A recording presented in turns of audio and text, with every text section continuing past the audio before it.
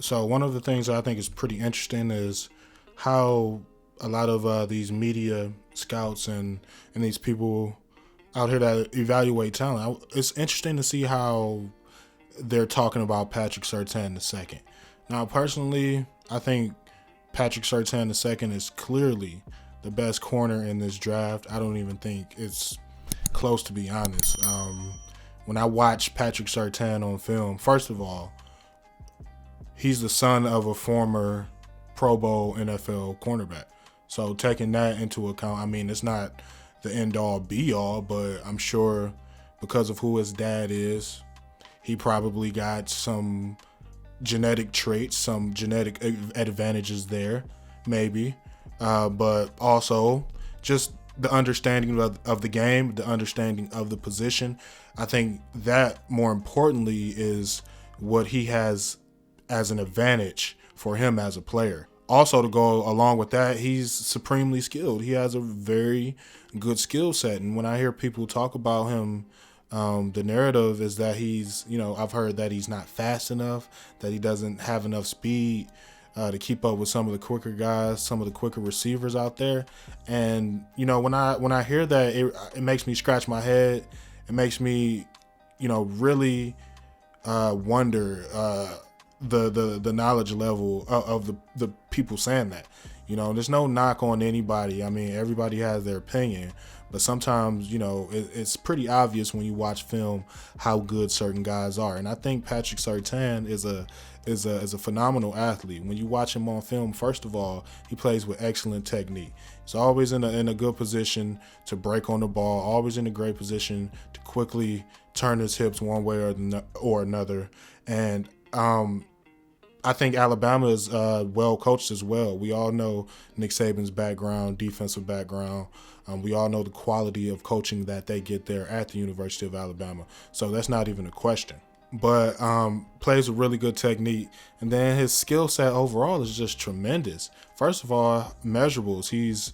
I think he's about 6'2", 200 pounds. So that's very good size for a cornerback.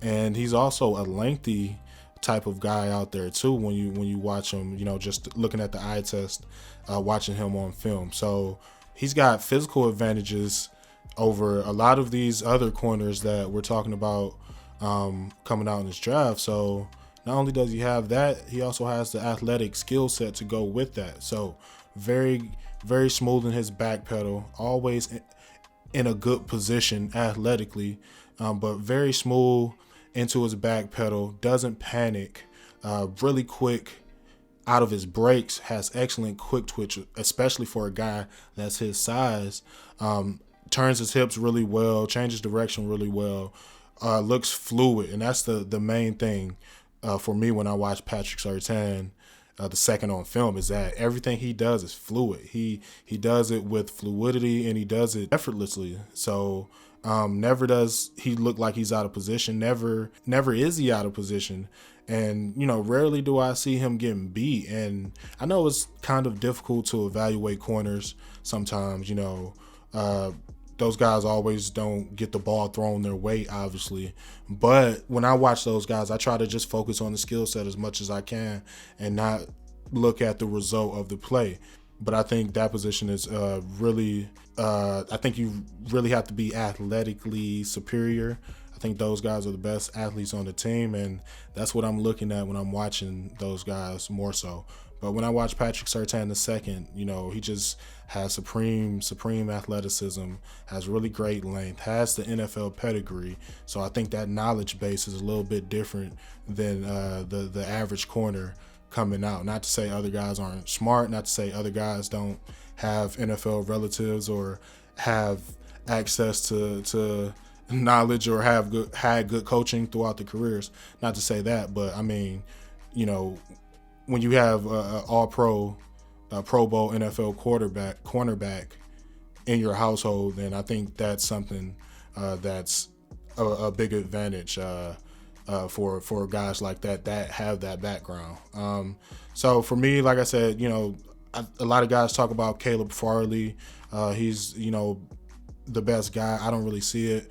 I do like his size. I think he is a good athlete, but I don't think he has the athleticism that Patrick Surtain has. I don't think he has the same amount of quick twitch. I don't think he's as smooth. I don't think the technique is as clean and as good as it is with Patrick Surtain. I don't see the fluidity, and maybe some of that is because he's a bigger guy, but he's a little bit, slightly bigger than Patrick Surtain, I believe. But I just don't see that same type of athleticism with him.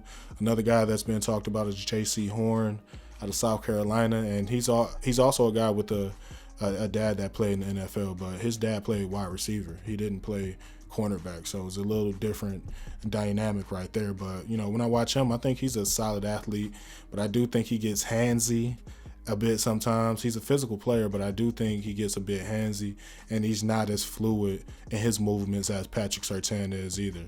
Now I still have to watch a few more guys and watch some other guys, but I think clearly Patrick Surtain II is the best corner coming out in this draft, and I think I don't even think it's a debate, honestly.